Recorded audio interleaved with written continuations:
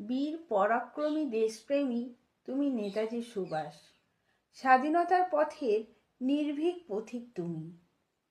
ইতিহাসের পাতায় পাতায় গর্বের সাথে লেখা আছে তোমার বীরত্বের ইতিহাস। জানে এই ভারতের জল, মাটি আর বাতাস। এই দেশেতে জন্ম নিয়ে দেশবাসীকে দিয়েছ তুমি স্বাধীনতার আভাস। এই সুন্দর ভারতবর্ষ হয়েছিল ব্রিটিশদের অধীন। সারা দেশবাসীর জন্য ছিল শুধু দুর্গতি আর সর্বনাশ। সেই সময়ে জাগিয়েছিলে তুমি মানুষের মনে দেশকে স্বাধীন করার আত্মবিশ্বাস। গড়েছিলে আজাদিন ফৌজ, তাই ব্রিটিশদের মধ্যে জেগেছিল শুধু তোমার ভয় আর ত্রাস।